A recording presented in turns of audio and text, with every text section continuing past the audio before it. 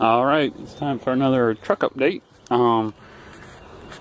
Obviously, my bed needs to be, needs a lot of work. The floors, the wood's all gone, and the strips are rusted out. Even the cross members need to be replaced. But before I can do that, I have to fix my holes I cut in the side of the bed. And I cut those in the side of the bed because my new wheels and tires are so wide that they would have rubbed on the inside of the bed, because they were a lot wider than the old set. And I also moved them towards the inside of the truck so that they fit inside the rear fenders, because the old tire and wheel set actually stuck out.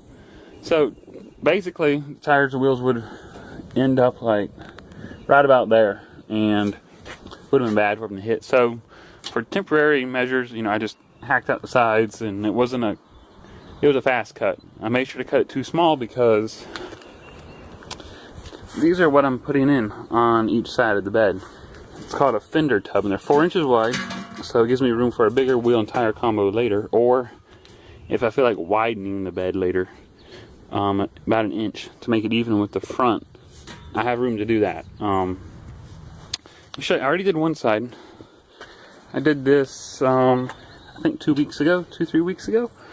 And it went pretty good. It's the first time I have welded sheet metal, and about the only part that didn't go well was when I put the primer down. It got all kind of cracked and stuff. No big deal, because the inside of the bed, not the wood floor, but the metal parts of the inside of the bed are going to be coated in a bed liner. So all the little paint cracks will fill in. But let me show you what it looks like.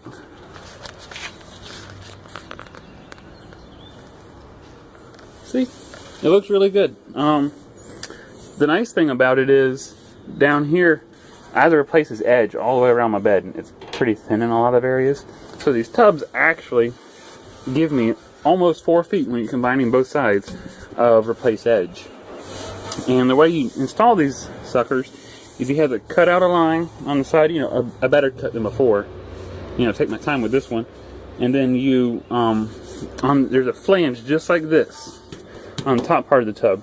And you drill holes in that, and you weld. It's like spot welds, and then you weld along the top edge. Let me show you.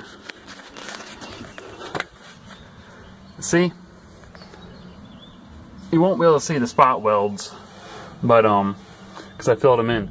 But I spot welded all along, and I welded on the outside edge, and then on both this side of the seam and on the inside of the bed of the seam, I put a seam sealer. Basically, think of it like caulk, but it's for automotive purposes, so that way no water can get in between the layers of metal and rust it out. Basically, yeah, it went fairly smooth considering first time, and I'm pretty happy with it. There's definitely a few things that I could improve upon for the next one, but it turned out great. I'm happy with it. It looks really good, and it sure beats having that ugly hole right over there.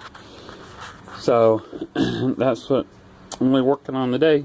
I gotta go to work in the evening, so I probably won't, it's not gonna get finished today. If I could do a clean cut, I'll be happy with that, and maybe even tack it, the new one in. I'd be really happy if I got that far, so we'll see. But yeah, should be done with the other one this weekend, and then I can finally work on the engine's coming out shortly, and I'll be able to work towards that.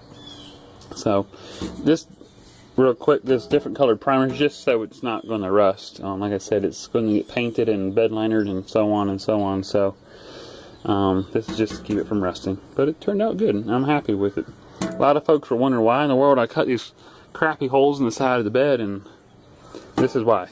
Because I had to first make room so I could use my new wheels and tires, but it was in preparation for this. And it was the first cut, the bad cut, but it was like a cut just to clear what's going to rub, and then I take my time on this extra cut. So yeah, it turned out really nice. I like them. Well, I say they, but I still got to do one, but yeah, that's where I'm going.